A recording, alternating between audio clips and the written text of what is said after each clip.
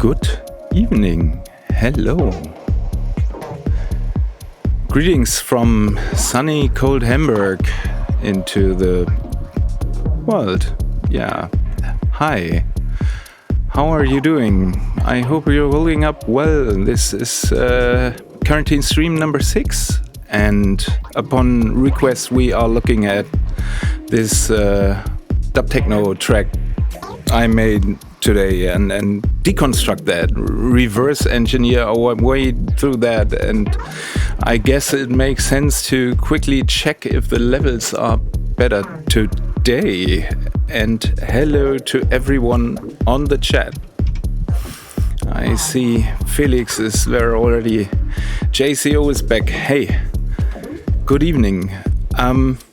Yeah, I tried to adjust the levels somehow in a meaningful manner with OBS, and it's not that easy still in RAW. I don't seem to have understood what's really going on in there, but let's hope. If anything needs adjustment and we'll be looking at some uncompressed sounds, I will try to compensate for that.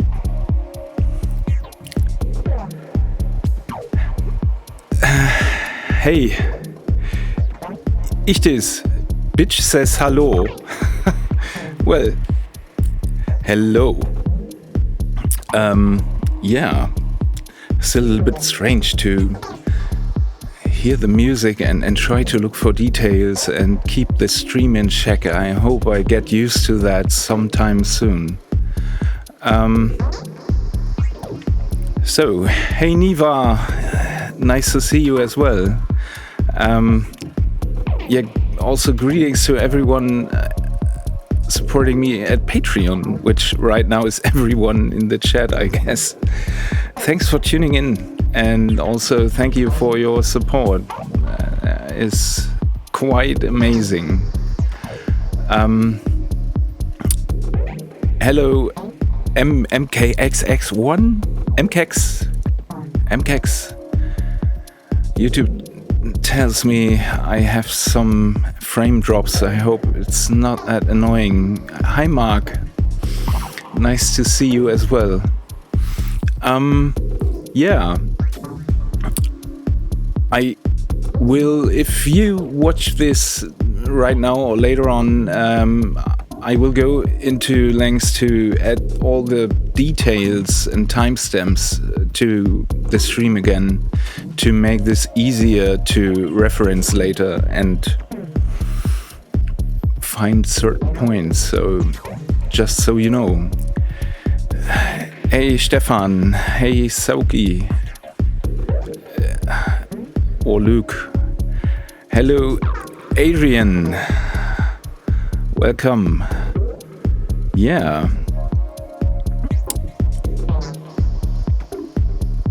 Frame drops on the beat.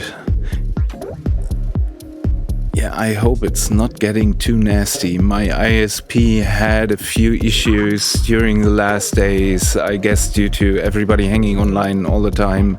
I mean, as far as I understood it, YouTube has lowered the default quality for videos as well to, I don't know, 480 right now. I hope this doesn't affect the live stream. I guess that reading the details on the user interface wouldn't be as much fun. Let's hope it works. So, yeah, this track, where to start? I guess I should first start with this main chord, I guess. So shall we dive into that right now, unless there are any pressing questions from Massimo Barbosa. Yeah, Schleudertrauma represents. Hello. Yeah, well, let's not waste any time and get right to this. So, like I said, I will try to readjust the volume. I hope I don't forget it as well again to go back. Anyway, main step, which is this one. And let me disable all the noise for a second.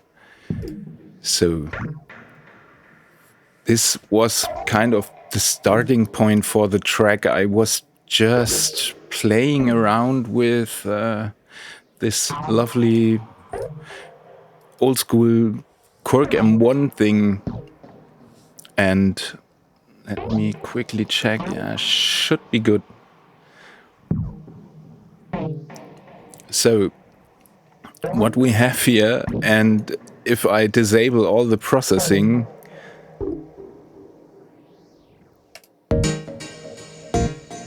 it's this strange thing which sounds nothing like an interesting starting point, right? However, and that is something I found out while playing, I was just browsing for sounds. I was looking for some kind of piano type sound, and these old PCM type things, they have all these nice presets from the 90s. So, hi Andrew. And also let me find or disable the processing here so we know what we are dealing with. Boring organ piano sound. The thing that makes this one interesting, if we look at the sequence, is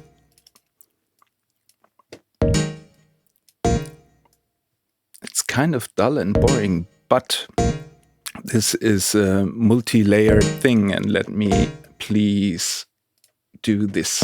Yes, much better. So it comes with note layers, so the lower notes only play this organ thing, and the upper notes get to play the piano. And what is kind of interesting along the way, if we start processing that, is how sometimes these piano type notes make their way through the processing, creating some happy things that don't really belong there or sound strange. And yeah, that's Bitwig Martin today for this project. I think next stream will be Ableton again. However, this applies to about any workstation or workflow. So yeah, the processing. What do we have here? And let me disable this stuff to work our way through that. And be cautious, because what we have first is crapping this to death with this. Oh, that's really nasty, I guess.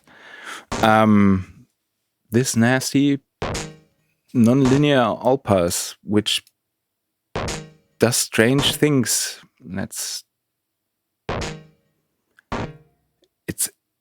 It's just a filter, but yeah, nasty distortion. Let's put the filter to that. I think I added this quite late sometime. So right now, this is the sequence as it is of effects, but I think I added that quite late after playing around with a number of other things. Yeah, obviously some kind of filtering, a little bit of movement here. Let me see what we have for one.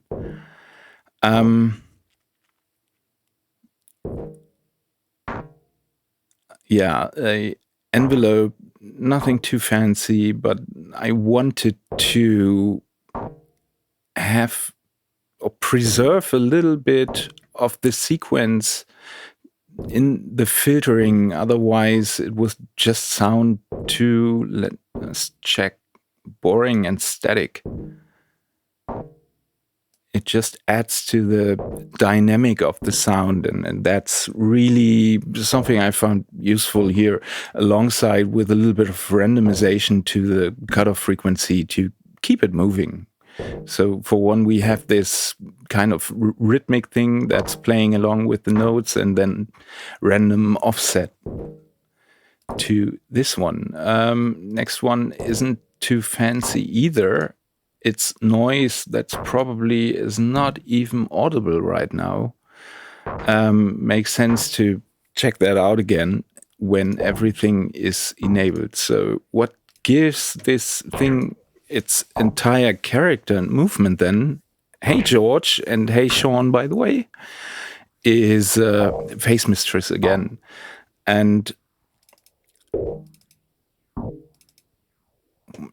let me check that out, because so I was playing around with that for a while, and I found it creates all these interesting timbres depending on the frequency. Obviously, it has its own LFO built inside,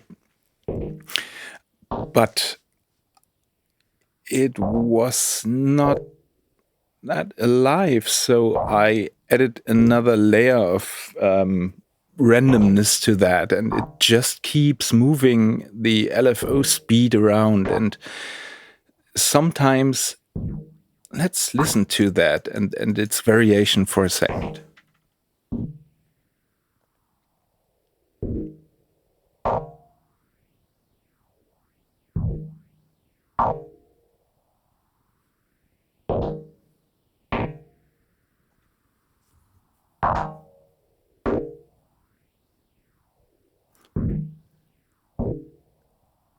And sometimes, occasionally, it creates these nice meow effects. Sometimes it's rather static, but it creates all this variation that is barely controllable. But that's how I like it, really, in these cases. I should really enable the compressor first, and now the noise is coming up. Anyway, more processing.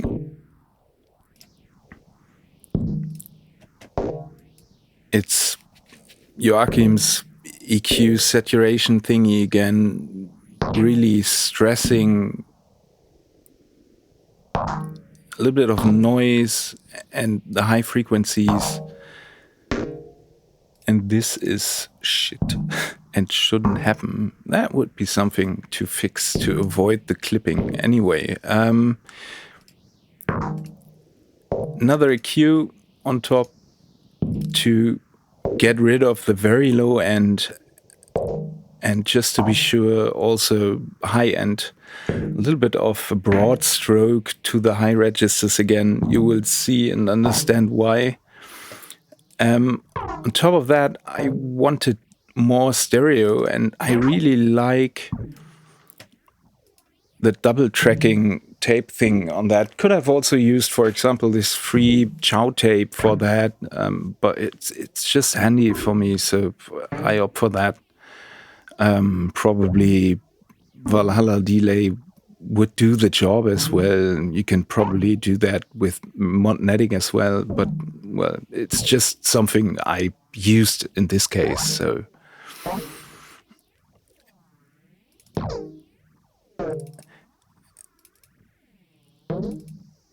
and right now it's interesting what the processing does with all the various chord type sounds coming out of that already. Sometimes it's really harsh on the high registers.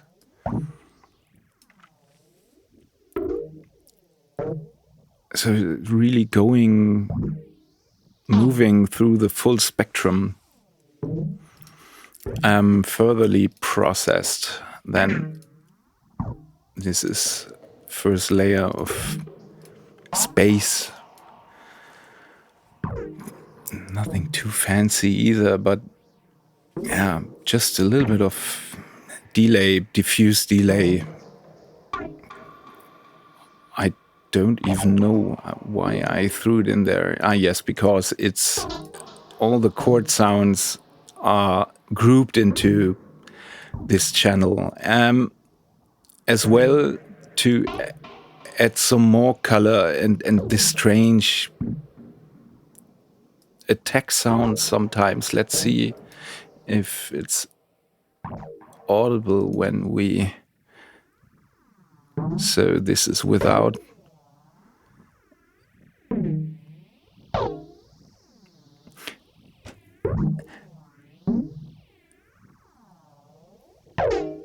And it sounds very harsh and digital. And what this does add is some more roundness to the attack. And in this case, I'm using it as a sound pleasurizer, tape saturation, whatever thingy. Anyway, moving on, what else do we have in the group? Maybe no, let's disable that. As well is this odd, strange sounding percussive bass thing. And it's just an instance of FM4. And it's the Bitwig equivalent of operator, I guess. And then processed. So what do we have here? Completely useless sound. It's basically an FM fart. Anyway, let's make this interesting. It starts with, and I think a day before, I don't know why I never tried Search. I installed Search, which was totally amazing. It still is, and I noticed it has a nice frequency shifter, which I'm using here to just generate some movement and create a much bigger stereo image. And right now, this stereo opening is coming from, I think, this instance of Waves summing thingy. So I find this is really something, yeah, it just adds to that rhythm and sound type of flavor I wanted to have. Next thing,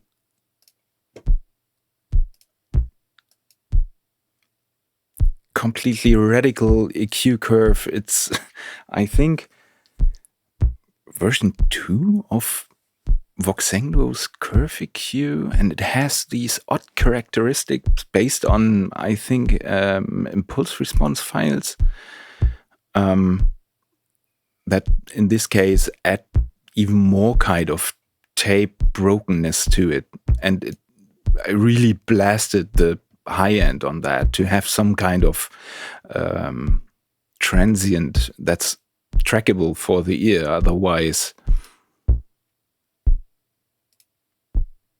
it would just be a strange bass thing playing along. And with this, it adds to the timing, right? Yeah, then just a little bit of degrading and Chipcrushery.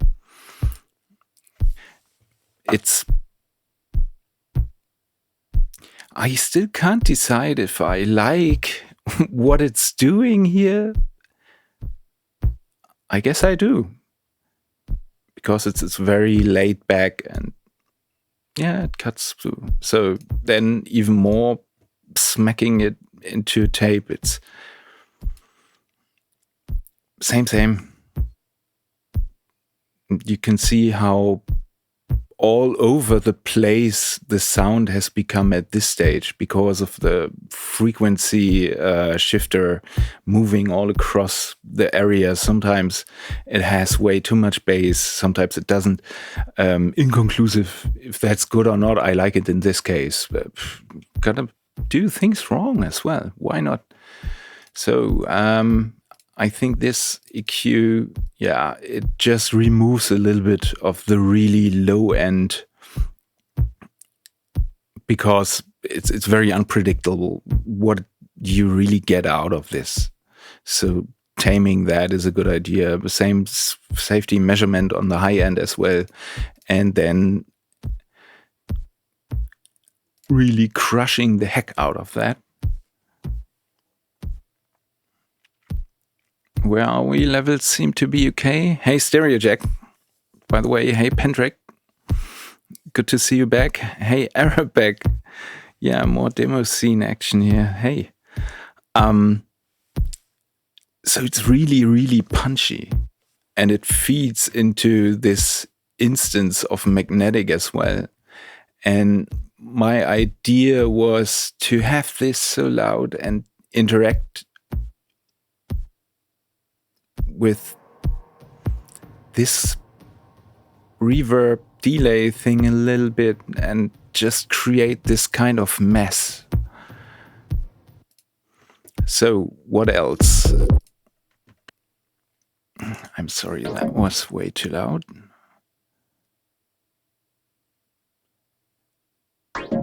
Yeah, it's just some sprinkly stuff. Bitwig Polysynth, nothing too fancy.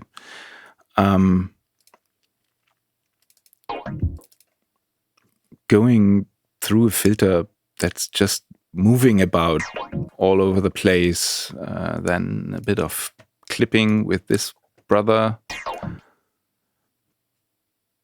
Sometimes it just it adds to this stressed, weird sound.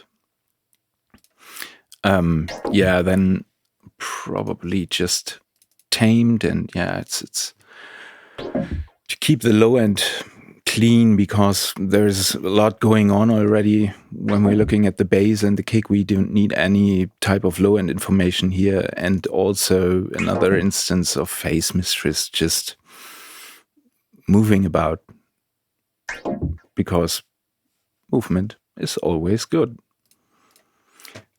Then we have this kind of quirky FM noise type thing going on, and there isn't really anything fancy about that. Also, movement safety first, low end safety first, but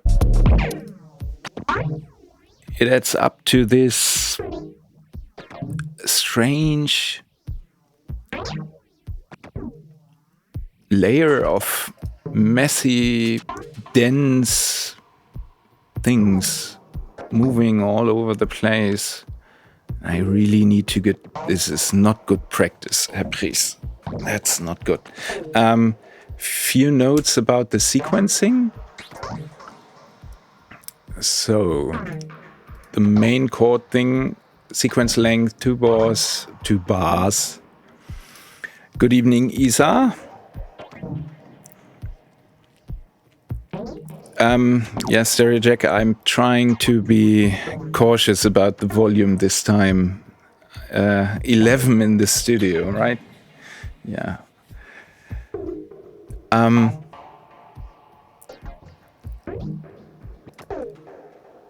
This is another 2-bar sequence. This is a 3-bar sequence. This sprinkly thingy here. Just to add variation over time. This sequence is a 2-bar as well. This is a 4-bar sequence. I thought I had another 3 or 5-bar sequence in there. Obviously I don't, so whatever. Yeah. No, I remember I tried a number of things until I arrived at this state to add some interest. I think at first the strings we to look at next were playing too often, and I found that annoying. Anyway, let's look at the strings. But first, chat check. JCO asks, how did you get the idea to introduce this tiny percussion detail? I mean, it works in the context, but where did the idea come from? I need another percussion sound. That's a good one.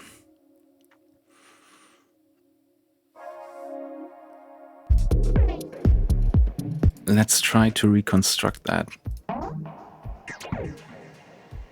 So, without the percussion.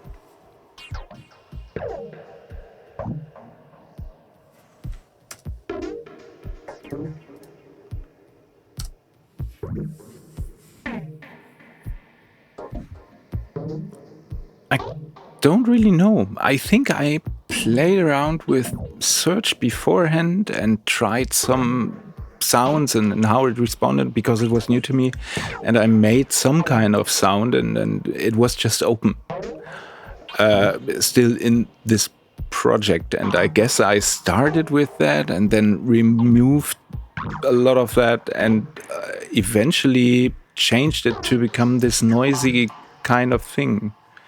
So it's just one of those messy things that happen. There was no science to that. Sorry, sometimes it's not a too thoughtful thing. In this case, it was there and it stayed. That's about that.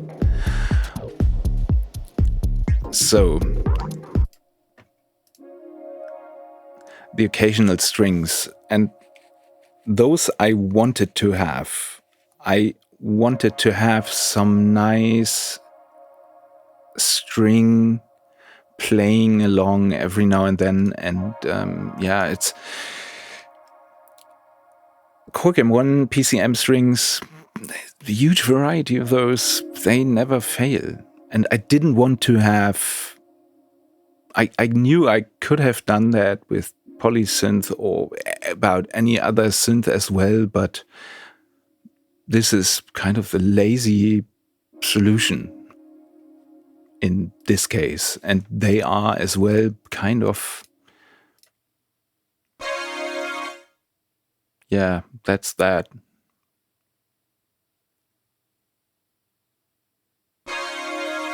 Yeah, that's okay. So strings,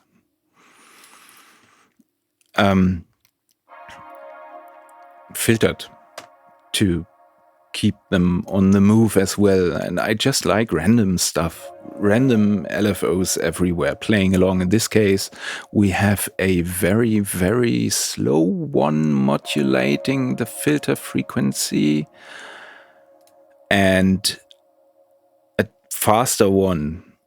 Why?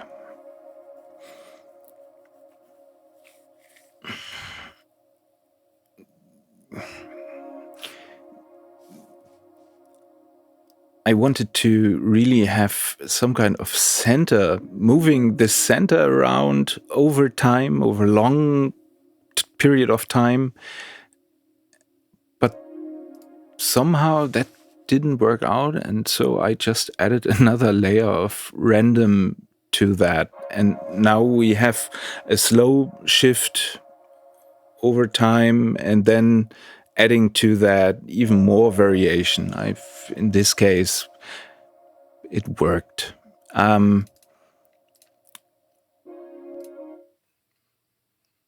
Roland, the lovely Roland Dimension D chorus, it just adds and opens the stereo image so nicely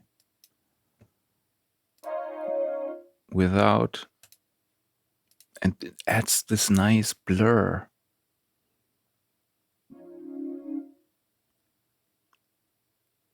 I like that. And then more reverb because I felt it's necessary to add space to that directly, even though we have 3 more layers of space going on there, but let's get to that later. So that's the strings just moving around. Let's move on to the drums and quick check.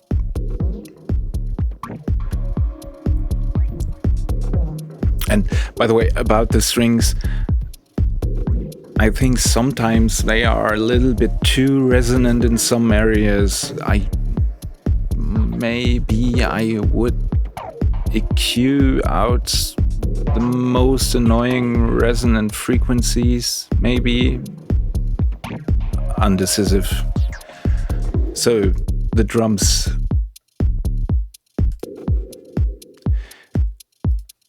And nothing too fancy about that. Maybe it makes sense. Hello, Adrian asks, are you constantly checking for phase when adding these effects? Depends. It depends on what I'm adding. I mean, some effects don't cause phase issues. If I'm adding a phaser into a very critical area where my energy is sitting, or where I have really punchy instruments, then I do keep an eye on the VU. And especially with bass and kick, if you run into a phase issue, you would see it. It would become very visible, because all of a sudden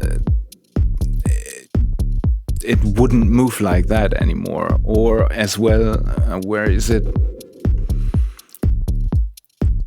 Yes, so I'm keeping an eye on that, but not too mindfully. It's just some kind of... right now I'm adding something that could potentially create a phase issue, and then I'm checking if it does.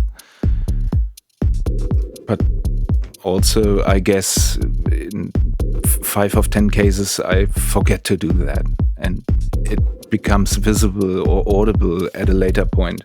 I mean, that also happens when working on details, right?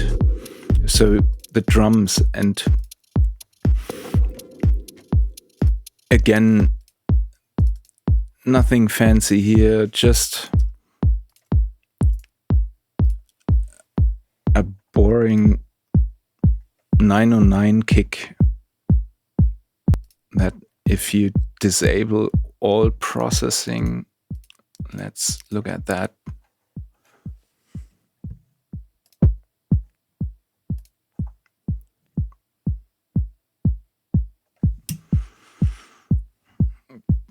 Yeah, just a bass drum,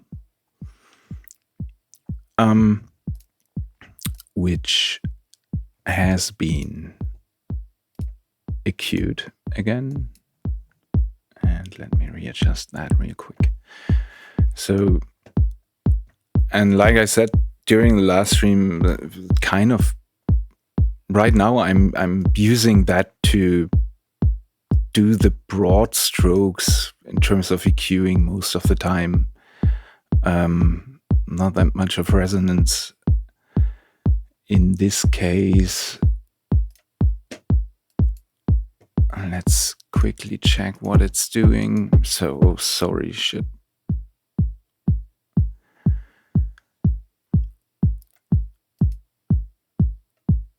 For one, it's removing some low end,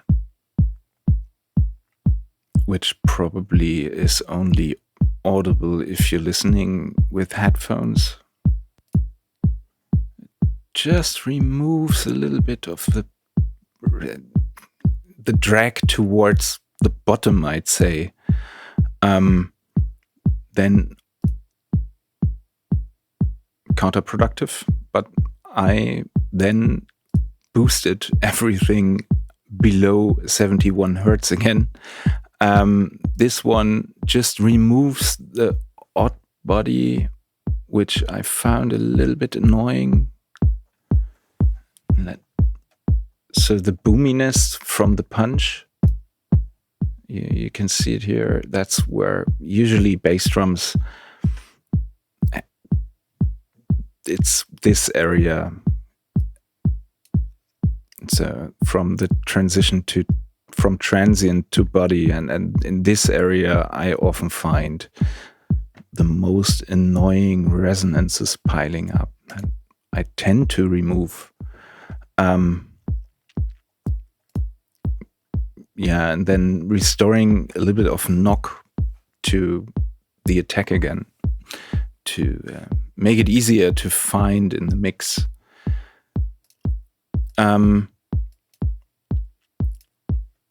this one, because I found that this cut boost didn't really do the job or was too broad.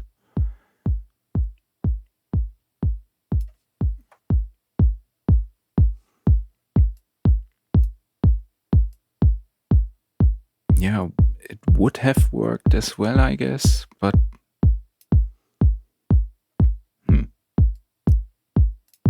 yeah, sometimes it's, I don't know. I think I just like adding this. I'll check the chat in a second. Let's conclude this processing with the compressor.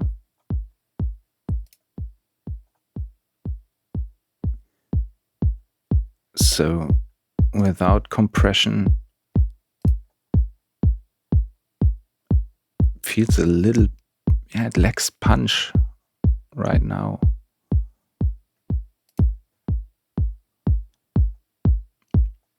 And I tuned that in the context with the bass line. So that is that.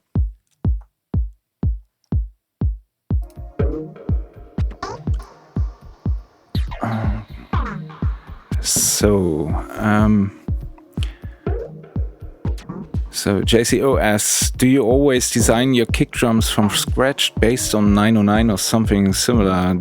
Or do you sometimes use readily processed samples too? Most of the time I have the sense of strong ownership towards my bass drums, and if I'm using processed samples, they are probably my own ones. I think the bass drums very much define the track. And so it's kind of my way of saying, hey, I made this. So very often it's really, most of the time it's 909 samples or 808 or whatever. I think that's just some kind of being anally retentive deluxe 9000. Hi Ivaylo. Is it wrong that I like to put chorus on master at 20% dry? Don't know. Your decision. I have too little information to decide that right now. If you have a chorus on everything, it's probably going to cause some trouble around your bass if you don't cut or mono that. If it sounds good to you, I wouldn't do that because I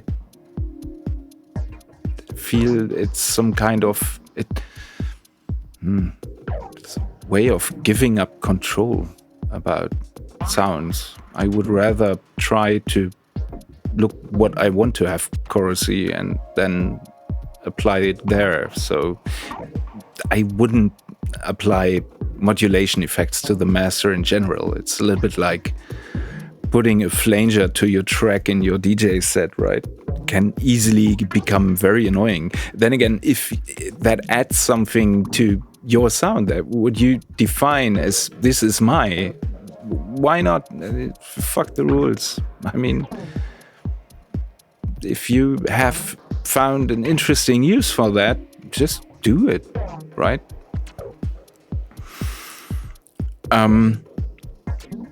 And yes, you have got the answers already from JCO and StereoJack. So because of phase issues, I wouldn't do that. But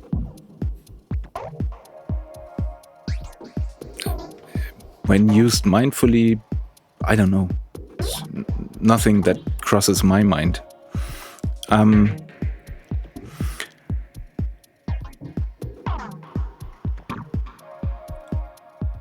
A lot of text. JCO Music says in response to Ivaylo, probably if that chorus processes low frequencies too, it will mess up your bottom low end, which should usually be full mono and consistent volume. Yeah.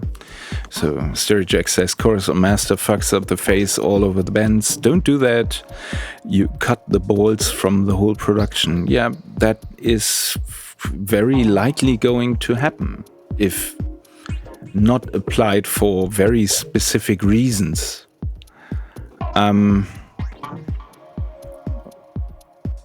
JCO in reply to StereoJack, it might be okay in some cases if you at least multiband split the lows away and maybe the heights. Yeah.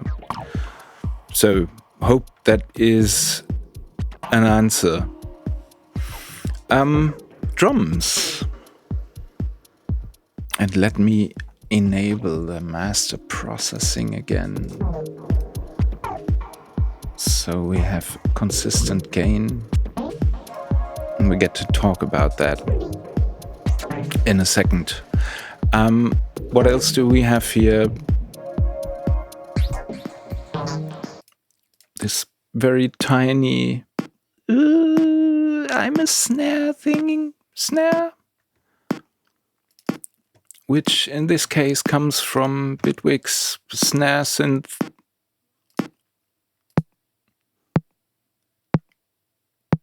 And I tuned the knock to be sitting around the punch of the kick and not have too much decay in this case. I wanted it to be really short and snappy and just add this lovely... So, done that, but in a way I found that to be unpleasant. And for some reason, I guess...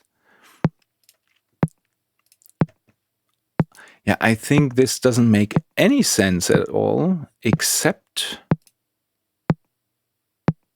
for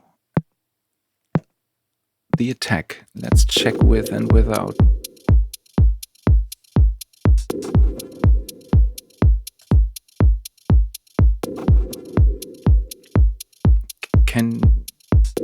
Can you hear the difference? It's just a very, very small detail, and we can verify that here.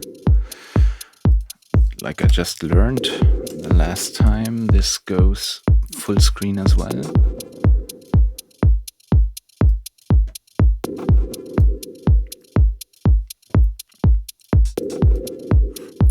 But it's these details, how can I make scale?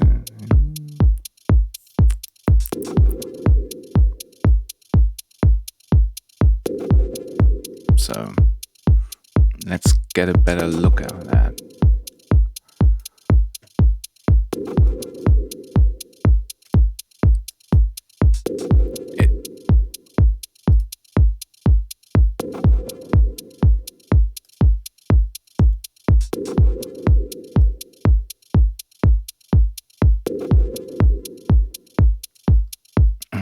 Let me find a scale that works. Let's do that.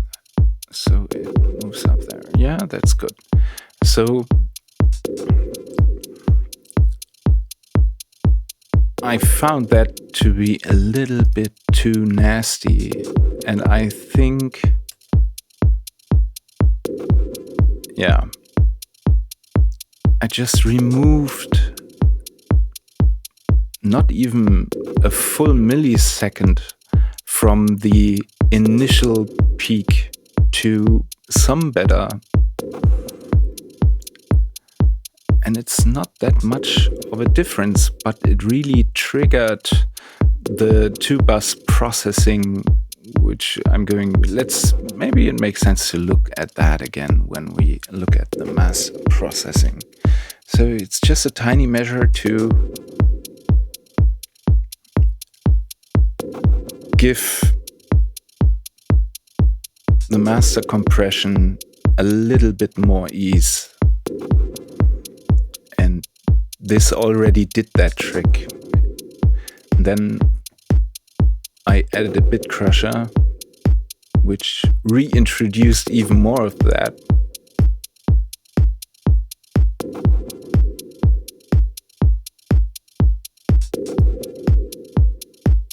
And I guess it should be like this.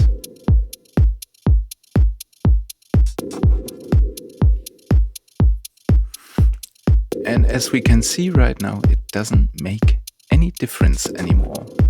Amazing. Yeah, that's what's happening. So then we have this kind of strange, my submarine is looking for other submarines type of noise percussions.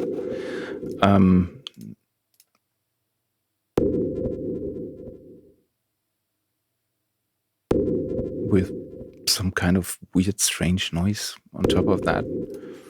Yeah, I removed the bass again, and I think a little bit of an annoying... No, I added movement to this for whatever reason. I guess because a little bit goes a long way. Some delay action that I like, and compressing everything. Yeah, thank you, JCO. Sonar ping.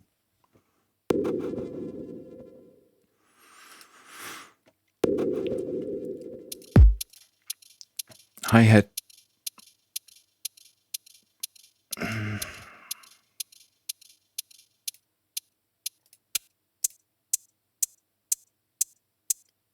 Yeah, that was way too nasty. So I removed this high resonating stuff with a ring modulator. I don't know why I did that. I think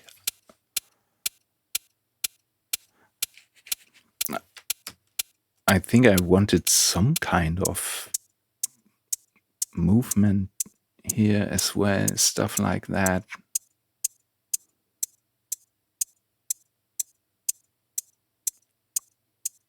But ended up in that range.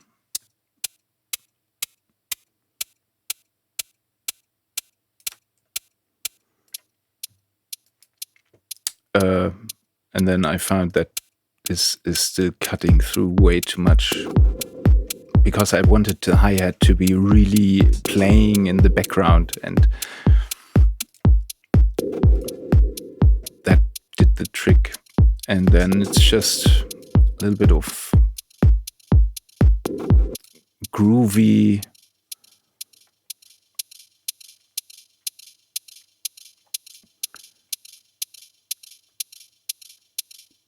space. And it's actually a little bit shitty as well, but I like that.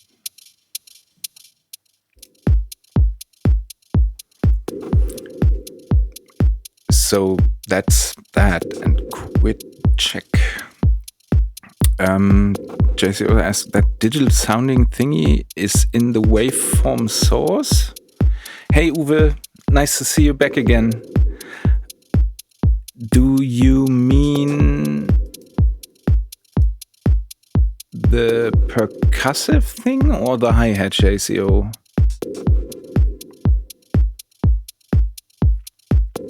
And he asks as well, is that does it ring modulate with the built-in sine or yes?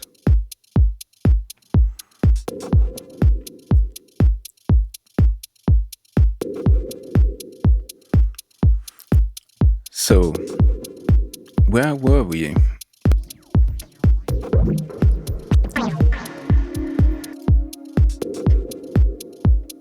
And it all goes, the sum goes through an instance of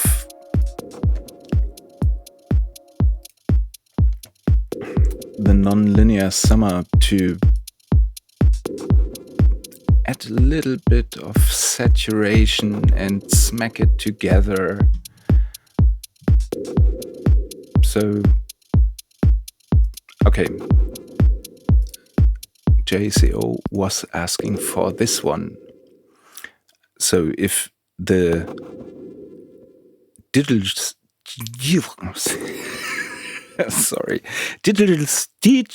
sounding thingy is in here, yes.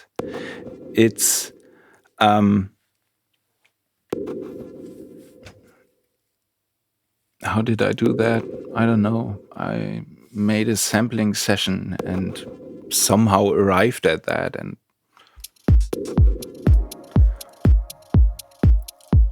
a serious stream lag.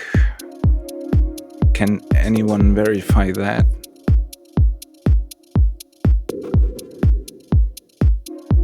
Please use a keyframe frequency of 4 seconds or less.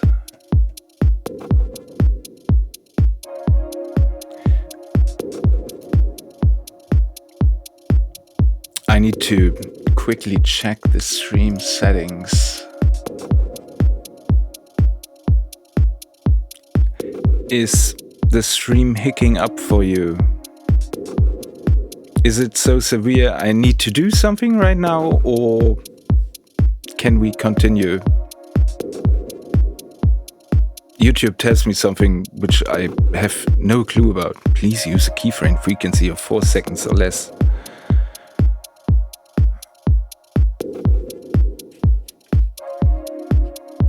Okay, then let's not care. Yeah, last thing, baseline.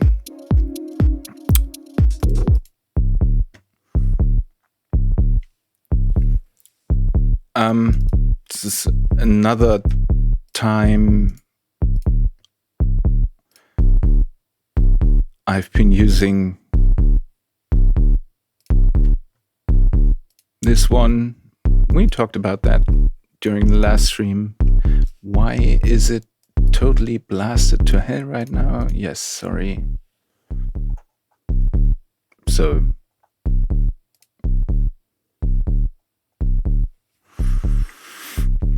and you can hear why. Again, right now, no processing, no nothing.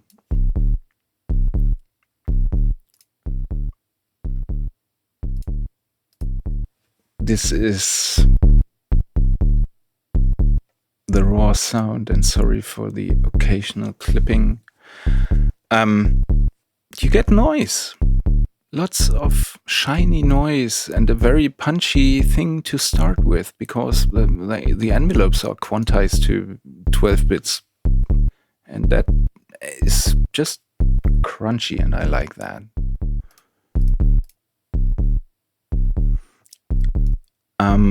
Processing anyway.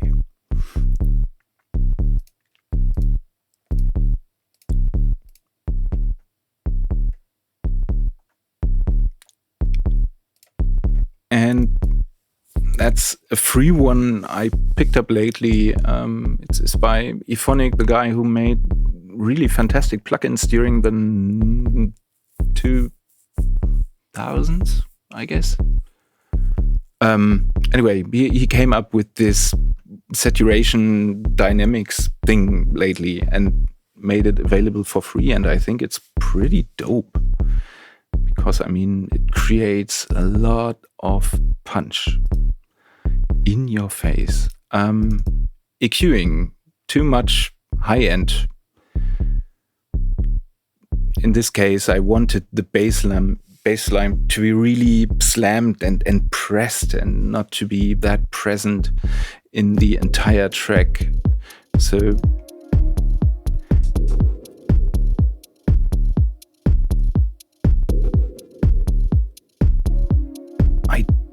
didn't like what it was doing. Let me do that real quick again to get...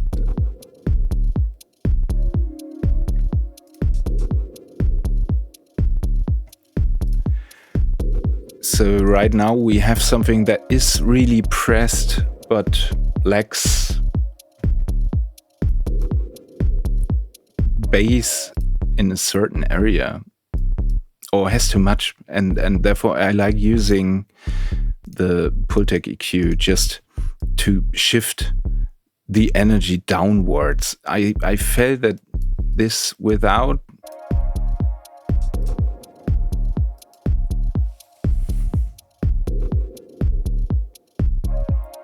it was too much pressure along with the kick, and I wanted it to sit more below than straight on top of that. So this is shifting a lot downwards right now. Then smacked it up, and I think this is a definition of a Presswurst right now. It's pressed sausage, really. Yeah, it's just super compressed.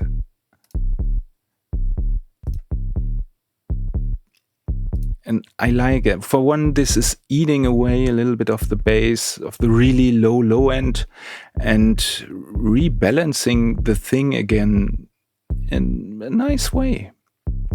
And I think this summing channel is disabled because it is going through the group with the drums.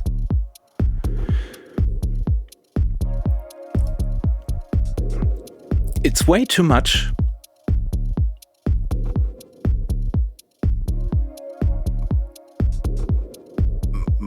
I really like it, and it was also critical to find the sweet spot, the cutoff down here, to not get into phase trouble, for example, or cause too much stress for the master. But let's look at that later. So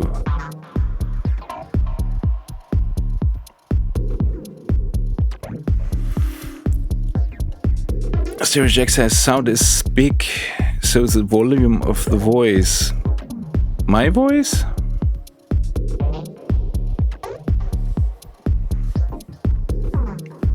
Yeah, I just went back to restoring more volume here.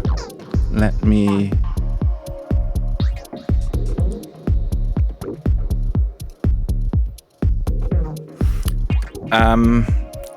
JCO asks, so the bass line is not ducked with the kick? No, it's not. I worked my way around doing that by finding...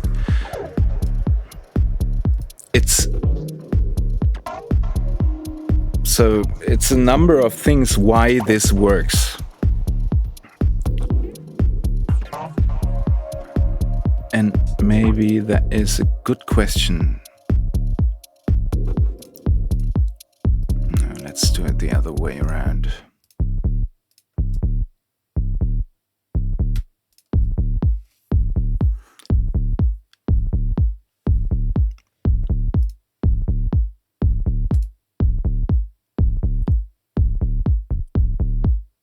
One reason this works is magnetic.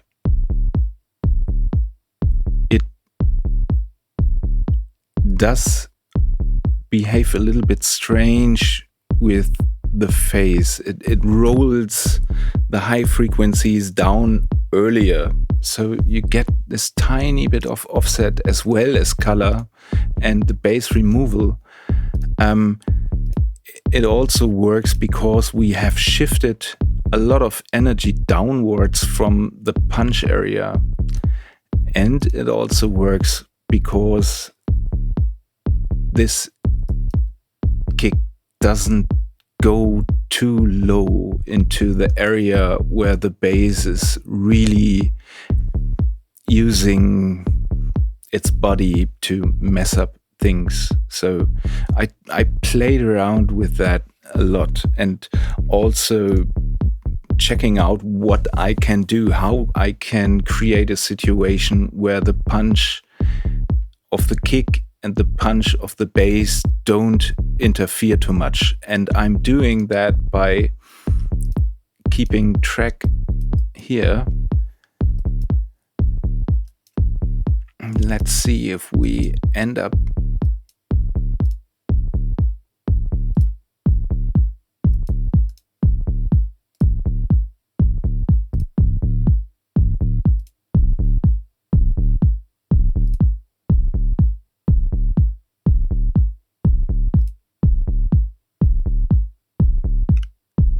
check out this area.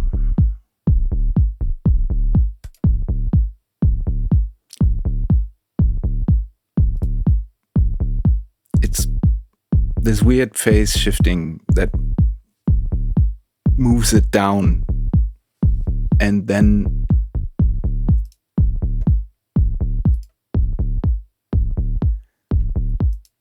because the kick is muffled without right now, it just sits well. No need for side chaining.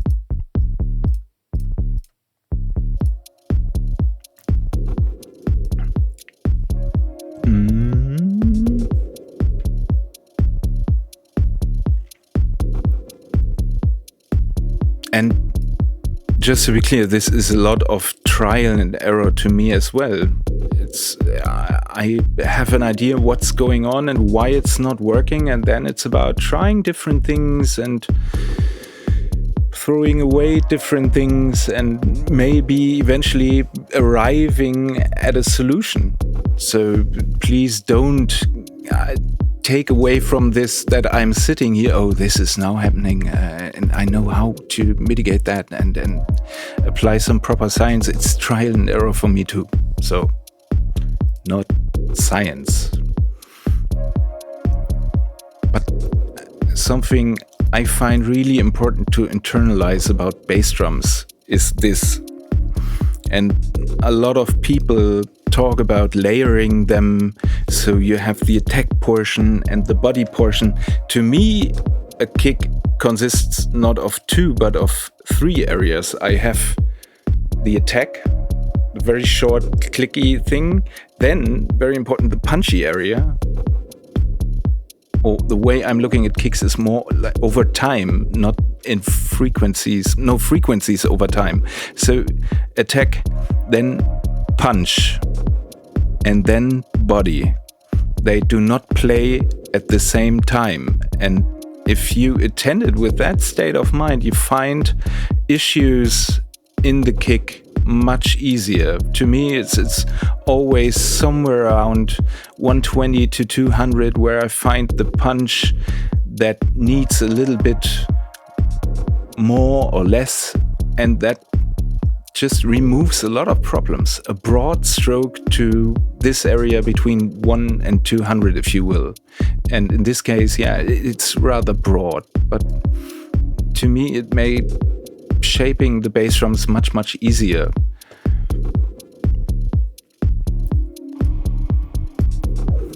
So right now the balance after playing around is defunct anyway.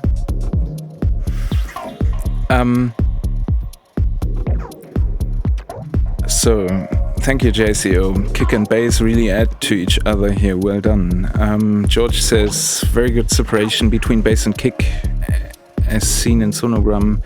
Yes, sometimes bass and kick phase interference can be fixed with micro delays because how stuff works. This magnetic thing, it is a micro delay. It does that. It is, I think the way they emulate it is, it's the same phase rotation thing you get from FIR filters, I guess, where you process the low end, the mids and the highs separately, and it adds a little bit of delay to each. Is that correct? No, it's the crossover frequency that is shifting the phase of the material, not a delay.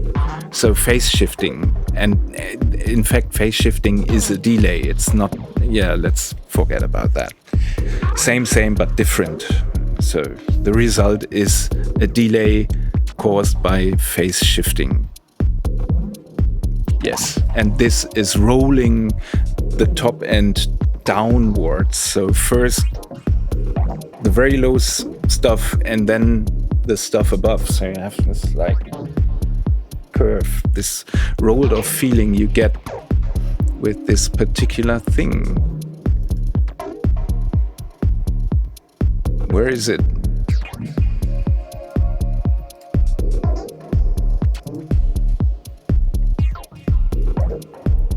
And besides that, there is way too much bass right now. If you look at the, or try to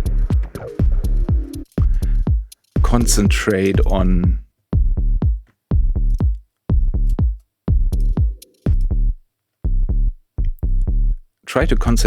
the punch. Now along with the kick. Now along with the kick.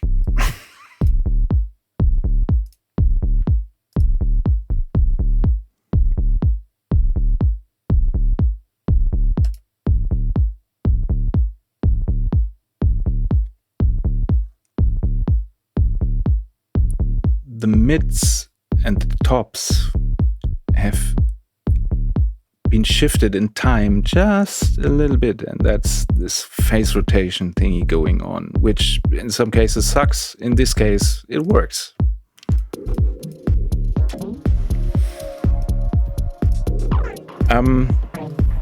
So what else do we have?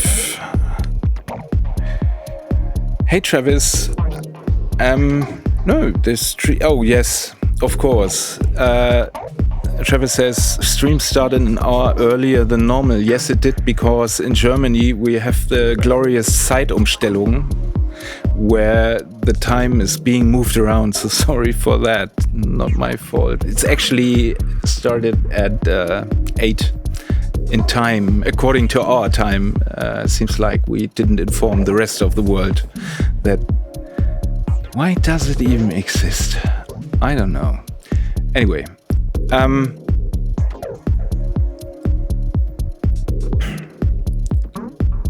so what else do we have in this track? Send channels, which are currently muted. Let's enable them.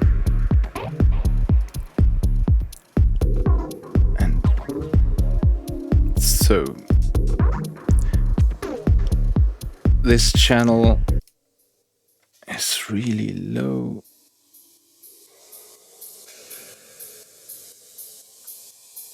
Yes, daylight saving time, exactly.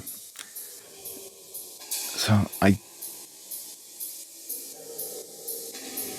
that's what's coming out of this channel. It's basically magnetic driven harshly, then cut a lot, because I already have another reverb channel and another delay, and there is also reverb. On this one, I found I didn't need more. I wanted the noise and a little bit of the hi-hat playing along to give the impression of talk over, really. So let's turn that down again. Then we have this messy channel.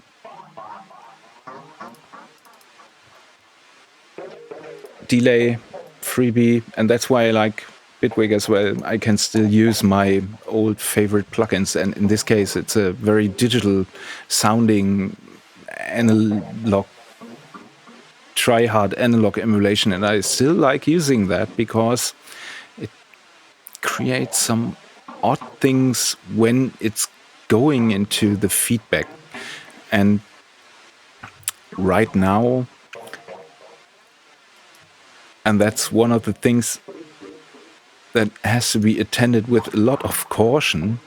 I have another random modulator sitting on the feedback, which is shifting this around a little bit, sometimes a little bit too much, and that's when things get out of hand. So if I render this track, or when I first rendered this track, I got 3 versions where this went haywire, so I had to reduce the modulation again. That's what happens if you randomize stuff. But I like, sometimes it's also happy coincidences, Bob Ross style, right? We don't make mistakes, we have happy accidents.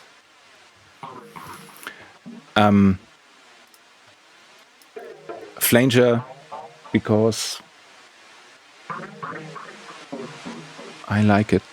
Noise and flanger, always good. Sidechain the kick to the compression to give it movement and swing along. And then also the summing bit.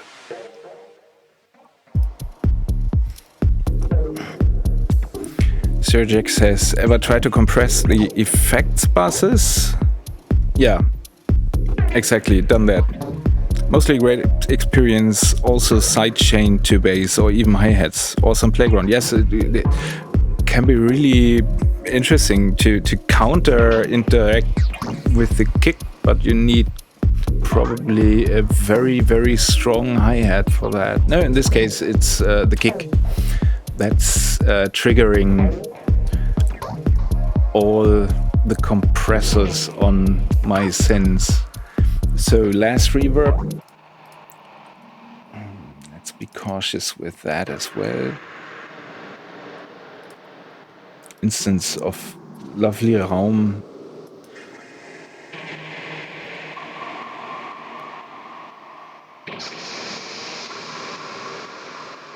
And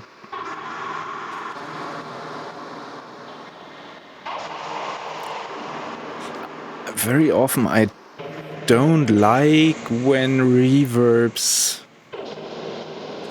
are too metallic.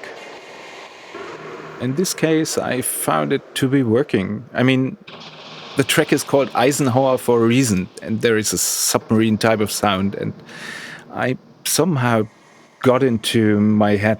It got into my head, goddammit. So,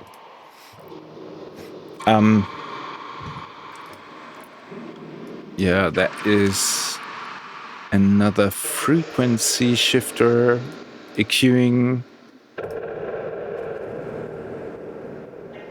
to get rid of a little bit of resonances and add more of the noise, and then also compression. And that's about the sound design stuff and patch programming in this one. So a lot of autonomous movement, some things out of control, which I want to work on a little bit more. I don't think this is perfectly done so far. I think I could achieve some more interesting moments by digging out interesting settings in the Phase Mistress instance of the main step. It does some really odd things sometimes. Right now, maybe we should just listen to that for a second.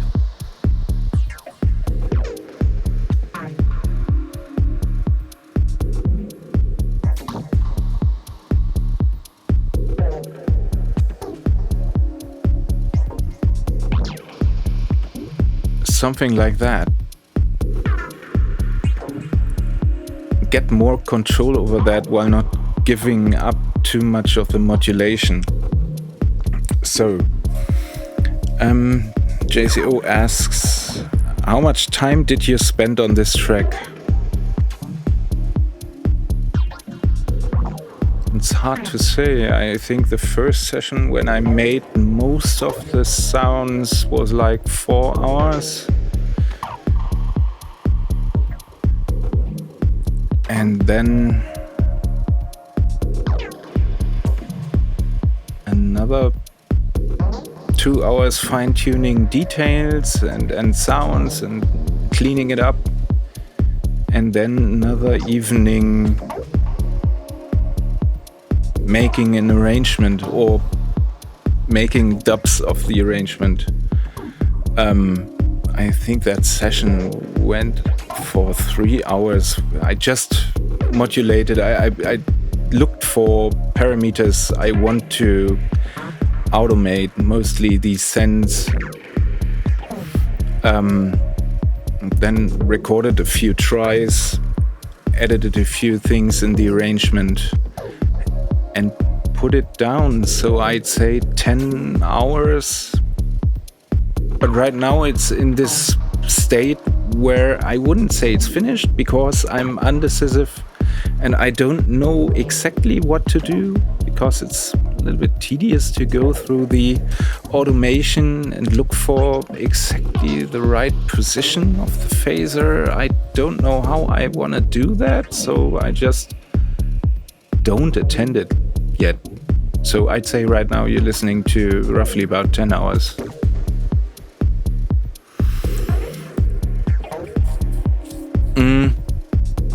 So that is the track, and what adds to the entire character of this track, and I would describe the sound a little bit as gooey, a little bit sluggish, slow, fast, somewhere between punchy and fast, and it's the summing. So it all goes into this thing here on the master. We are now on the tubas, and let's disable these things for a second and look at what they do.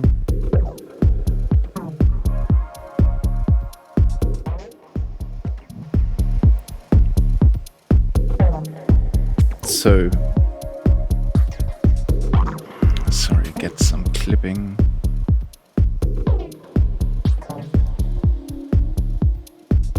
Yeah, let's move it there. Let me, I'm going to fix this.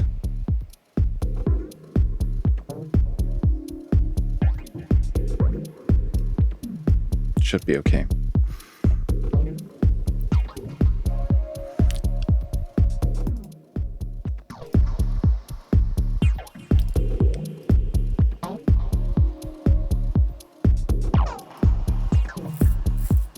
I like the drive of this and how it smacks this sound together. And yes, it adds some more noise. Stop techno, why not? But the way it changes how especially the kick and the snare along with the bass interact. Maybe you can hear that. Let's disable the drive for a second. So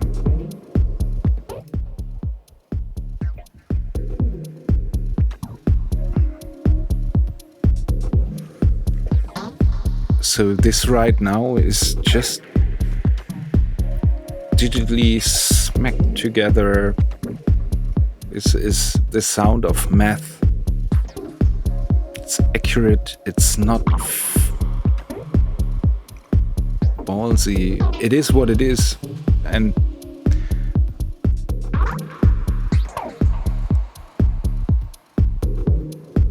I like how it adds something to the way things are getting summed. I'm not sure if this translates too well. On headphones, it does. sticks it together. And I guess the sets on stuff, and there are right now many more options, do work nicely for that as well. I'm not sure, I only have this one. And yes, I did try to build my own things in the grid, but it's just convenient to use a tool that is made for the specific task, right? And I also like the drive on this one. Where was it?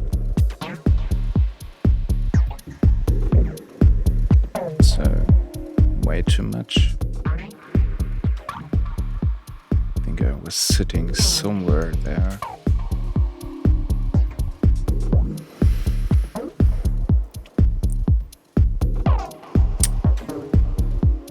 Then Novatron, and now we are probably getting loud and I need to dial this down.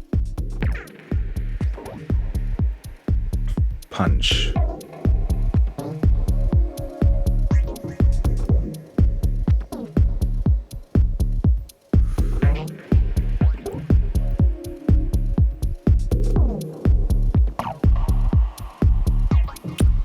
It's quite heavy duty compression, but therefore I set it to parallel. It's 50-50 right now. And in the end, checking how loud I can scale this track, it's really the end of my production process. During my work on the track, it takes a while before I start adding master compression, or lots of it. I kind of need to be where I want to be with my sound and use only tiny amounts of compression on the tubas, even though a little bit, and also a little bit of saturation to get the groove easier. But then at some point I want to know how much can I scale this into a loud area. And let's see if I can do that without destroying your ears.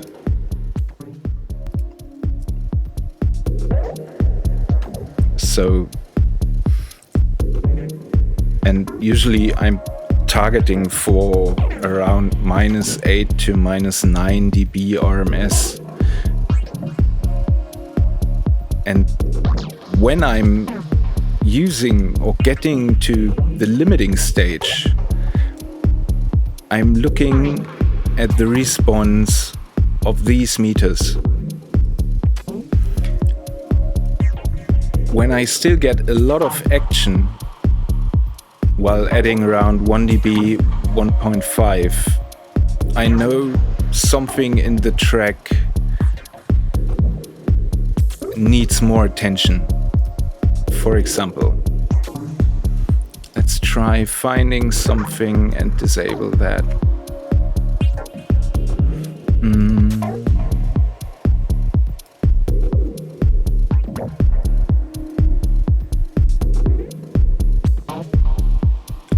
My goal is to, at best, have 3 times 1 dB without any movement on these. Then I know I have a mix that scales well. Otherwise I would need clipping and all that stuff. And that's how I'm revisiting my mix, really. Try to find what's causing issues, and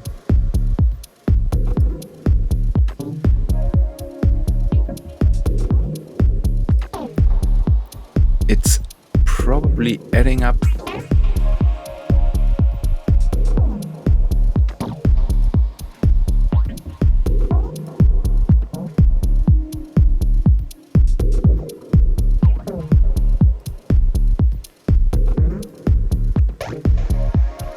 What else did I disable? This one. So, and it's really paying attention to that. I want to add 1 to 1.5 dB at every stage with greatest ease and not destroying my music.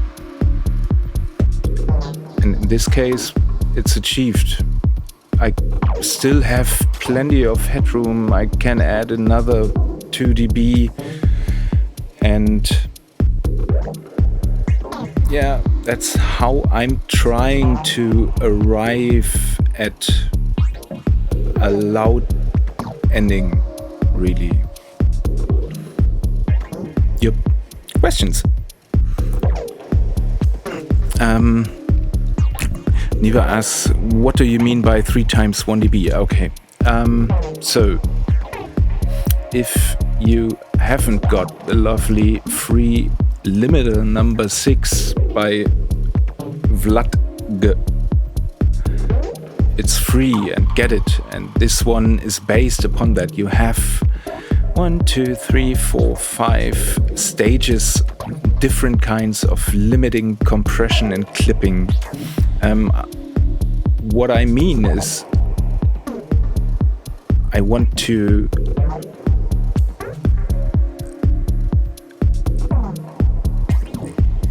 add 1 to 1.5 or at maybe even 2 dB by running it into the clipper, but just slightly, just a tiny idea. Then we go into the peak limiter, where I add another dB of gain, and I'm playing around with that. So it's really harsh, almost at 0 right now, what's coming inside. This is the truth of the mix is going into this stage right now. When I get too much action, or I cannot scale this, add a little bit, 1 dB per stage, I know something sucks in the mix. And in the end, drive stage, it's just up to 1 dB as well. Just gain staging. This is about gain staging. A little goes a long way. Hope that answers your question. Bye bye, Stefan. So,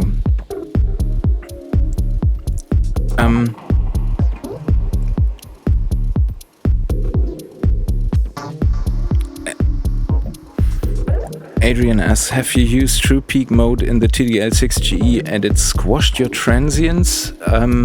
No.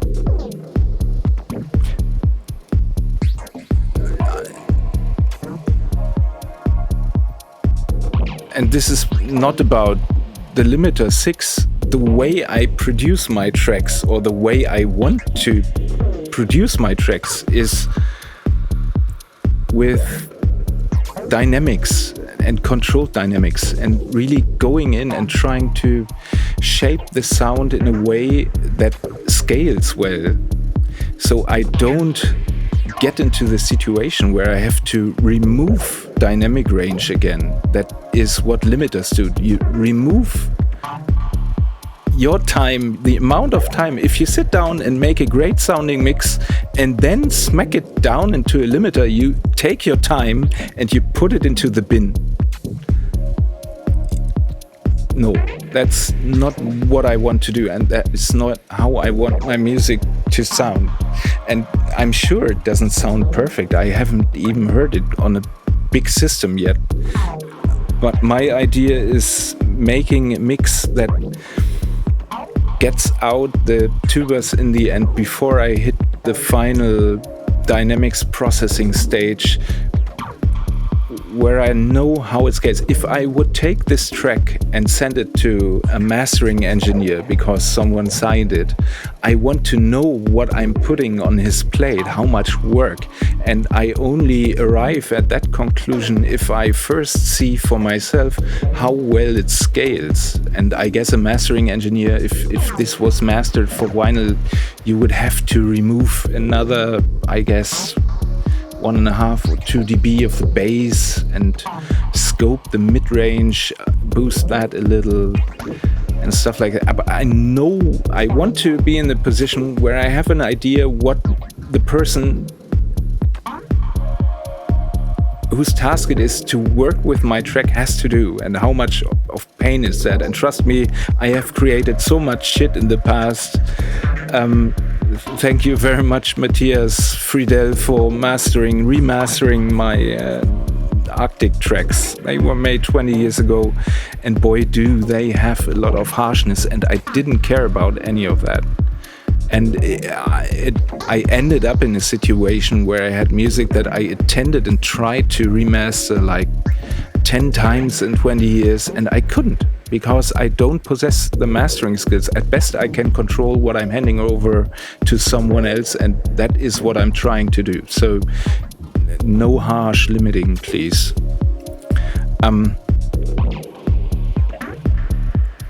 And that wasn't an answer to the question. I don't even know how the true peak mode in TDL6GE differs from the one I'm using right now. And I'm using the true peak mode.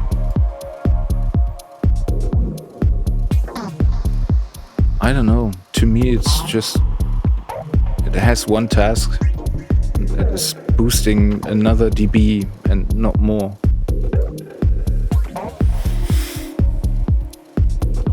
How much headroom do I have now? As well, the track is that is the momentarily. Let's try a different view. Just a second.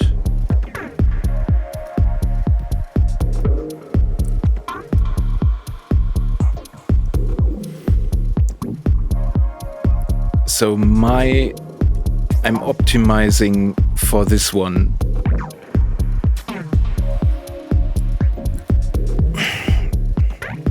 And it's peaking correctly at -0.2 where it's set here. But as you can see, I probably have more headroom for that. Let's just see how far we can go. And I'm compensating because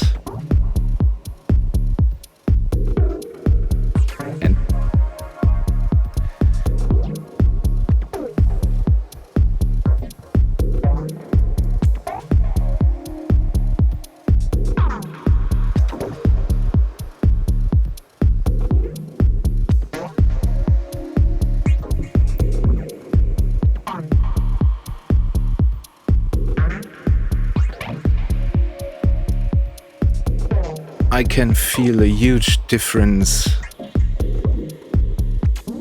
So we have the Presswurst kick and bass, and that is a lot of energy. Now let's increase this to 1.5, and maybe, no, does isolate make sense? Maybe you can hear that.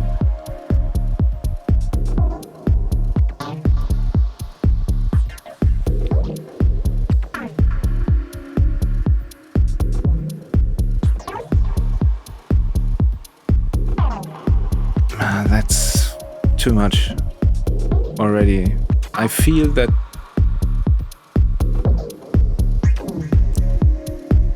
let's just, for the sake of playing around, try that.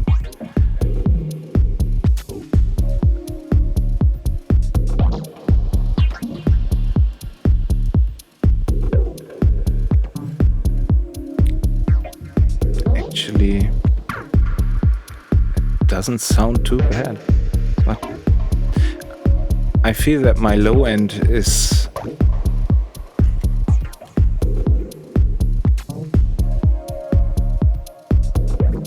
getting sucked up. I'm removing the air and groove,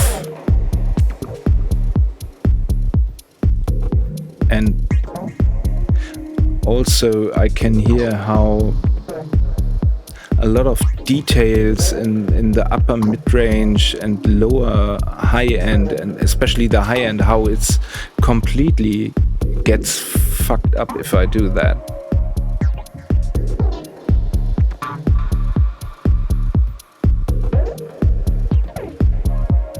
I'm removing detail right now.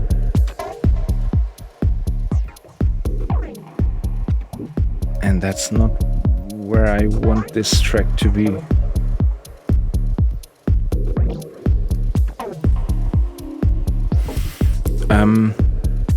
Hello, LV van der Kwast. Hello, Wayfinder. Adrian asks, do you reference your music against others when mixing down? If so, what is your process for that? Do you use a plugin like Magic AB or something? No, I don't do that. Why?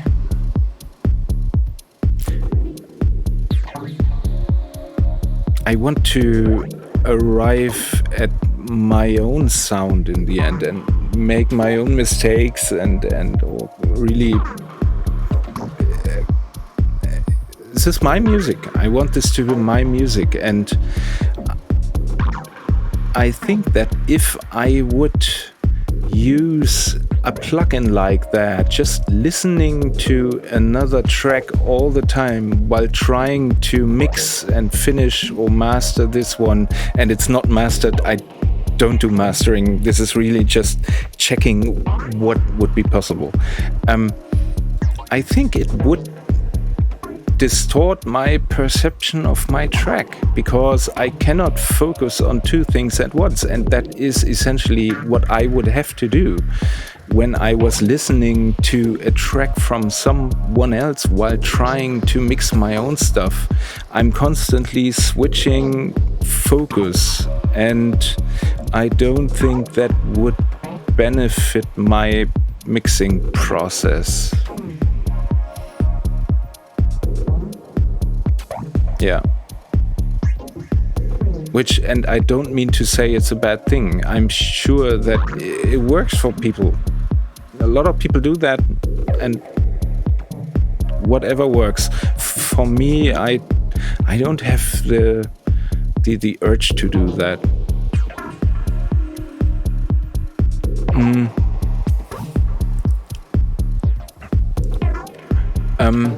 Yeah.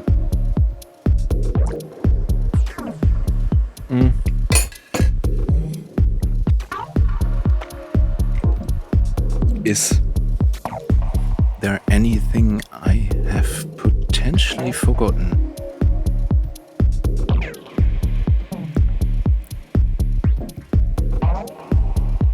By the way, I disabled the summing plugins here because I was, along with the streaming, running into a few crackles.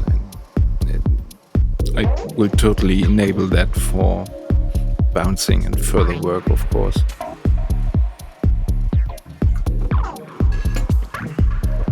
Hello, Elim. Elim?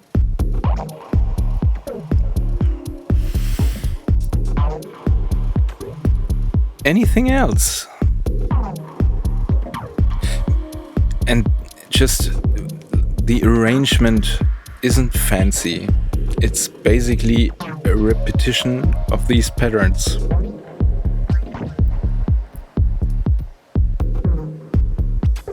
Recorded live with my MIDI controller, just assigning a number of things, filter frequencies, sends.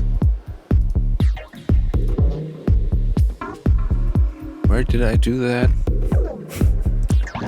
I did. I probably have a few more of that. Yeah. Anyway, it's nothing too fancy. But the track mostly plays itself. Liba asks, do you have everything routed through the summing plugins? Yes. So the idea is things that go through a bus do not get an instance of that. That is how I'm using it. I don't even know if I'm using it correctly. To me, it's a box of colors, and so these separate channels, everything that is inside the group doesn't have its own instance. Everything that is directly connected to the master gets the summing thingy. Everything else doesn't. Adrian asks, how do you approach arrangement? How do you keep your tracks interesting throughout the length of your songs?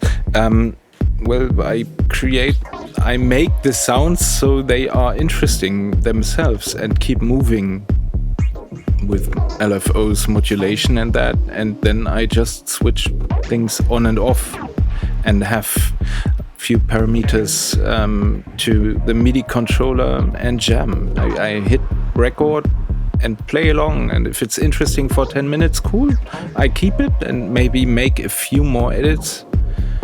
And if it sucked, I just do it again until it doesn't suck anymore, until I arrived somewhere where I think, yeah, that's nice and decent. But it starts with, in this particular type of track, with sounds that already have found their own way of moving around, to not have to arrange too much. To me, it's horizontal music. I don't want much arrangement. I want the sound to be interesting and not get too boring in this case.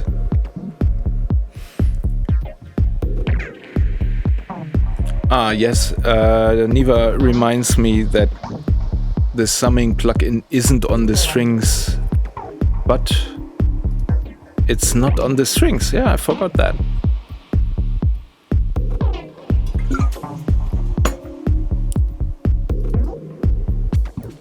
Which means I should do that.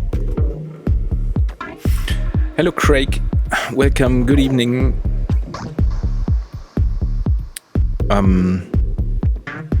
Elim asks, is that the famous wave summing plug? Yes. Is it famous? I don't even know if it's that good, because I don't have any options. It's not a decision like this is the best. It's the only one I have, so I'm using that. And I found setting up, I think Chris from Air Windows is also offering a few of those. I haven't tried them yet. Maybe I should. So, if I haven't forgotten anything, and I don't think I have, and you don't have any questions left, I would say that's it for tonight.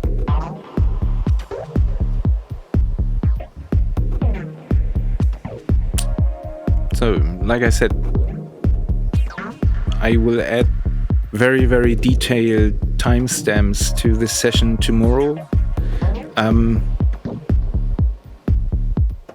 Check back, and if you want to share something with someone, that will be possible.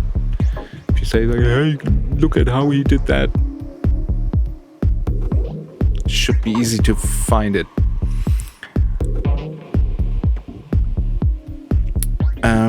Yeah.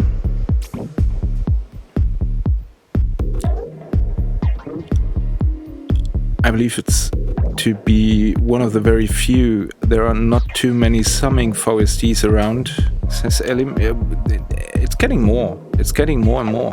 There is the Brainwork stuff on Plugin Alliance, which I really want to check out. It's SSL based, I think. Stefan and Kirkwood use it and swear by it. This Sonymous, is it Sonymous? Yeah, I think so. Well, there are a few options, and more are coming every day, I think, because people are waking up to the fact that math is, for one, very correct, but not too musical. And obviously there is also Harrison Mixbus, which I haven't tried for summing yet because it didn't fit my workflow, but it's something I find very tempting and intriguing to try one day. Upfan asks, Is it okay to DE for headroom? What? 2 dB on which scale? RMS? I wouldn't do that. If it's 2 dB peak, that's plenty. Enough.